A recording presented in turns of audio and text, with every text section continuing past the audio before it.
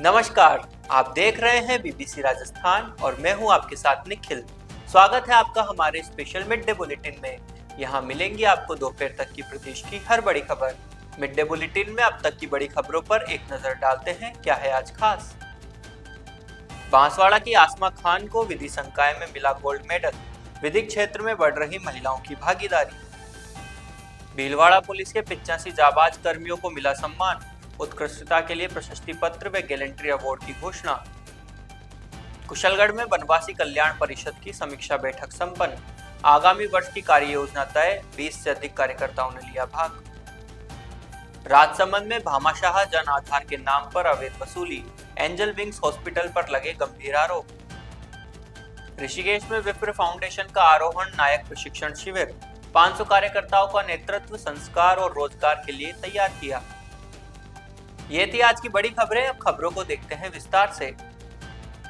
बांसवाड़ा के एक मध्यम वर्गीय परिवार से ताल्लुक रखने वाली छात्रा आसमा खान ने गुरु गोविंद जनजाति विश्वविद्यालय के विधि संकाय में टॉप कर स्वर्ण पदक हासिल किया है। यह उपलब्धि न केवल आसमा के लिए बल्कि पूरे परिवार के लिए गर्व का विषय बन गई है। महिला शिक्षा और विधि के क्षेत्र में बालिकाओं की बढ़ती भागीदारी का एक जीवंत उदाहरण बन गया। आसमा के पिता एक स्थानीय शिक्षक है और माता एक सरकारी विद्यालय में अध्यापिका है। आसमा ने अपनी प्रारंभिक शिक्षा बांसवाड़ा के सरकारी स्कूल से पूरी की, फिर जीजीटीयू में विधि में दाखिला लिया, जहां उसने अकादमिक उत्कृष्टता दिखाई। जीजीटीयू के पिछले दीक्षांत समारोह में भी 22 छात्राओं ने स्वर्ण पदक प्राप्त किए थे। यह दर्शाता है कि बागड़ की बेटियां अब उच्च शिक्षा और प्रतिस्पर्धी क्षेत्रों में भी अपनी धाक जमाने लगी है। आसमा की उस उपलब्धि पर समाज, अभिभावकों और स्थानीय लोगों ने उन्हें शुभकामनाएं दी है। भीलवाड़ा पुलिस ने पुलिस अधीक्षक कार्यालय के सभागार में एक भव्य सम्मान समारोह आयोजन किया। इस कार्यक्रम में वर्ष 2025 में कानून व्यवस्था, अपराध नियंत्रण, महिला सुरक्षा, साइबर अपराध और ट्रैफिक प्रबंधन में उल्लेखनीय योगदान देने वाले 85 पुलिस अधिकारियों एवं कर्मचारियों को सम्मानित किया गया। समारोह की अध्यक्षता जिला पुलिस अधीक्षक धर्मेंद्र सिंह यादव ने की।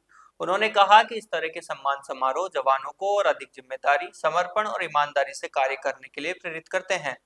समारोह में अतिरिक्त पुलिस अधीक्षक पारस जैन सहित विभिन्न थानों के प्रभारी, उप अधीक्षक और अन्य वरिष्ठ अधिकारी मौजूद रहे। उत्कृष्ट कार्य करने वाले पुलिस कर्मियों को सम्मान पत्र, प्रशस्ति पत्र और शॉल से सम्मानित किया गया। इनमें अपराधियों की गिरफ्तारी, संगठित अपराध पर अंकुश, नशे के खिलाफ अभियान और आमजन से बेहतर संवाद जैसे कार्यों के लिए चयनित किए गए नाम शामिल है। पुलिस अधीक्षक ने बताया कि कुछ जांबाज पुलिस कर्मियों ने अपने कर्तव्य पालन के दौरान असाधारण साहस और जोखिम उठाकर अपराधियों का मुकाबला किया। उनके नाम राज्य व केंद्र स्तर पर गैलेंट्री अवार्ड के लिए भेजे जा रहे हैं। कार्यक्रम में अतिरिक्त पुलिस अधीक्षक पारस जैन ने भी विचार व्यक्त किए। और आज न्यू ईयर में पूरे ईयर का जिले का रिव्यू हम लोग क्राइम का कर रहे थे, और जिसमें कुछ पॉजिटिव चीज़ें आई हैं कि क्राइम के जो फिगर्स हैं काफ़ी डाउन है। हर एक हेड में, चाहे वो हत्या हो, हत्या का प्रयास, लूट डकैती, बलात्कार, चोरी नकबजनी, सारे हेड्स में काफ़ी कमी आई है।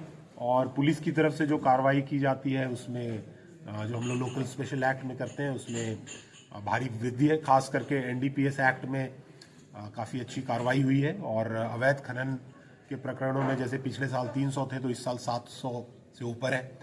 तो जो माफिया है उनके खिलाफ काफ़ी कार्रवाई हमने की है।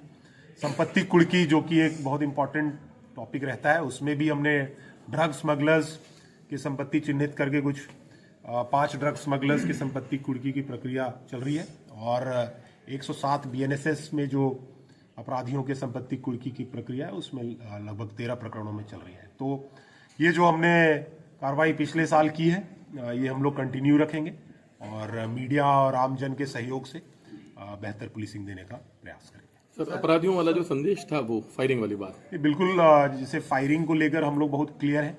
कोई भी अपराधी, जैसा आप पिछले साल देखेंगे कि जहां भी अपराधी ने फायर किया है तो पुलिस ने भी कानून की परिधि में रहते हुए बिल्कुल जवाब दिया है। तो पुलिस बिल्कुल जवाब देगी और सेल्फ डिफेंस में पुलिस को अगर फायर करना पड़ता है तो बिल्कुल करेंगे। और इसमें काफ़ी अपराधी पिछले वर्ष घायल भी हुए। तो अपराधियों को यही संदेश है कि संगठित अपराध या अपराध जो है भीलवाड़ा में वो छोड़े, सही रास्ते पे उतरें। अगर आप फायरिंग करेंगे तो पुलिस भी जवाबी फायरिंग करेगी। सर, आज आपने अच्छा काम करने वाले पुलिस कर्मियों को सम्मानित किया है। इस साल गैलेंट्री के लिए कितने प्रस्ताव बना के भेजे सर, कुछ उसकी कोई जानकारी हो तो बताइए। पिछले साल गए हैं गैलेंट्री के प्रस्ताव, टोटल संख्या तो मुझे ध्यान में नहीं है, बट कुछ प्रस्ताव गए हुए हैं और वो प्रक्रियाधीन है। और आज लगभग 85 पुलिसकर्मी जिन्होंने पूरे साल में विभिन्न विषयों पे अच्छा काम किया है, उनको हमने सम्मानित किया है। और इसी तरह मीडिया और आमजन के सहयोग से पुलिस का मनोबल बढ़ाए रखने का प्रयास होगा और हर विभाग में छोटी मोटी जो कमियां रहती हैं उसको भी सुधार। राजस्थान वनवासी कल्याण परिषद कुशलगढ़ की वार्षिक समीक्षा बैठक स्थानीय मोर छात्रावास में आयोजित की गई। बैठक की अध्यक्षता जिला अध्यक्ष बहादुर सिंह डामोर ने की, जबकि मुख्य वक्ता के रूप में विभाग मंत्री भरत कुमावत और जनजाति सुरक्षा मंच के प्रदेश सह संयोजक डॉक्टर वजहिंग महिड़ा उपस्थित रहे। बैठक में परिषद के पिछले सत्र के कार्यों और योजनाओं की समीक्षा की गई। जिला संगठन मंत्री वेलजी देवता ने बताया कि शिक्षा, स्वास्थ्य, संस्कृति और स्वरोजगार से जुड़े विभिन्न प्रकल्पों पर विस्तार से चर्चा हुई। आगामी वर्ष के लिए एक विस्तृत कार्य योजना तैयार की गई, जिसमें जनजातीय क्षेत्रों में छात्रावास विस्तार, स्वास्थ्य शिविर, कौशल विकास प्रशिक्षण और सांस्कृतिक कार्यक्रमों का आयोजन शामिल है।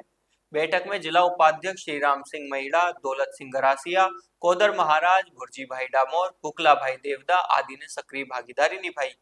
बैठक का संचालन जिला मंत्री मालजी महिड़ा ने किया, जबकि आभार ज्ञापन जिला अध्यक्ष बहादुर सिंह डामोर ने व्यक्त किया। सरकारी स्वास्थ्य योजनाओं के तहत निशुल्क इलाज के दावों के बीच राजसमंद जिले के एक निजी अस्पताल पर अवैध वसूली के गंभीर आरोप सामने आए। कुंवारिया गांव निवासी मांगीलाल गुर्जर ने आरोप लगाया है कि उनके पिता के दाएं पैर में फ्रैक्चर होने के बाद उन्हें एंजल विंग्स हॉस्पिटल राजसमंद में भर्ती कराया गया, जहां जन आधार भामाशाह योजना होने के बावजूद उनसे 5,000 रुपए नगद वसूले गए। पीड़ित मांगीलाल गुर्जर ने बताया कि उनके पिता का इलाज सरकारी जनाधार योजना के अंतर्गत निःशुल्क होना था। इसके बावजूद अस्पताल के काउंटर पर उनसे 5,000 रुपए नगद जमा करवाए गए। हैरानी की बात यह रही कि इतनी बड़ी राशि लेने के बावजूद अस्पताल प्रशासन द्वारा कोई रसीद तक नहीं दी गई। परिजनों का आरोप है कि अस्पताल प्रबंधन ने पहले सरकारी योजना का पूरा लाभ देने का आश्वासन दिया, लेकिन इलाज के दौरान अतिरिक्त भुगतान के लिए दबाव बनाया। नगद राशि लेकर रसीद नहीं देना पूरे मामले को और भी संदिग्ध बनाता है। स्थानीय लोगों का कहना है कि यदि लगाए गए आरोप सही पाए जाते हैं तो ये सीधे तौर पर सरकारी स्वास्थ्य योजनाओं का दुरुपयोग और गरीब मरीजों के साथ धोखाधड़ी का गंभीर मामला है। ऐसे मामलों में स्वास्थ्य विभाग की निगरानी और प्रशासनिक कार्रवाई पर भी सवाल खड़े हो रहे हैं। मामले को लेकर स्वास्थ्य विभाग और जिला प्रशासन की भूमिका भी जांच के दायरे में आ गई है। पीड़ित परिवार ने पूरे प्रकरण की निष्पक्ष जांच कर दोषियों के खिलाफ सख्त कार्रवाई की मांग की है। वहीं दूसरी ओर इस मामले में एंजल विंग्स हॉस्पिटल प्रबंधन का कहना है कि उनके द्वारा किसी भी प्रकार की राशि नहीं ली गई और लगाए गए सभी आरोप पूरी तरह निराधार है। विप्र फाउंडेशन ने ऋषिकेश में 2 दिवसीय आरोहण नायक प्रशिक्षण शिविर का आयोजन किया। इसका उद्देश्य समाज के सभी वर्गों को एकजुट कर जातिगत जकड़न को तोड़ना और शिक्षा, संस्कार व रोजगार के माध्यम से नई पीढ़ी को मजबूत बनाना है। देश भर से चयनित 500 कार्यकर्ताओं को नेतृत्व क्षमता, संगठन कौशल और सामाजिक दायित्वों का व्यावहारिक प्रशिक्षण दिया जा रहा है। शुभारंभ सत्र में संस्थापक सुशील ओझा ने कहा कि आरोहण से ही नेतृत्व का उदय होगा। यही नायक भविष्य में समाज के महानायक बनेंगे। ऊंचाइयों को वही छू सकता है जो अनुशासित, प्रशिक्षित और उद्देश्य बोध से युक्त हो। राष्ट्रीय अध्यक्ष राधेश्याम गुरुजी ने कहा कि समाज को आगे ले जाने के लिए अभी बहुत कुछ करना बाकी है, इसलिए नायक तैयार करने का संकल्प लिया है। दूसरे सत्र में मुख्य वक्ता डॉक्टर सीए सुनील शर्मा, राष्ट्रीय उपाध्यक्ष जितेंद्र भारद्वाज और अन्य विषय विशेषज्ञों ने विचार रखे। विप्र चैम्बर पर ऋषभ सुरोलिया, स्पेक पर प्यारेलाल शर्मा और अन्य प्रकल्पों पर राजकुमार व्यास ने मार्गदर्शन दिया। वरिष्ठ पत्रकार विमलेश शर्मा की अध्यक्षता में हुए मीडिया सत्र में राजेंद्र जोशी ने मीडिया की भूमिका पर प्रकाश डाला। दूसरे दिन जूना पीठाधीश्वर स्वामी अवधेशानंद गिरिजी महाराज ने आशीष दिया। बांसवाड़ा से प्रदेश महामंत्री योगेश जोशी, महिला प्रकोष्ठ प्रदेश महामंत्री डॉक्टर कीर्ति आचार्य, कामिनी नागर, डूंगरपुर से जिला अध्यक्ष ललित उपाध्याय, महामंत्री प्रशांत चौबीसा, युवा अध्यक्ष मुकेश जोशी, हंसमुख पांड्या, विनोद जोशी और विनोद त्रिवेदी ने भाग लिया। तो ये थी दोपहर तक की बड़ी खबरें। दिन भर की खबरों को देखने के लिए देखिए हर रात 8 बजे हमारा बुलेटिन बांसवाड़ा पत्रिका और प्रदेश की हर बड़ी खबर के लिए रात 9 बजे प्राइम टाइम एट 9। और ऐसे ही तमाम खबरों को देखने के लिए बने रहें हमारे साथ और सब्सक्राइब व फॉलो करें हमारे YouTube व Instagram चैनल BBC राजस्थान को।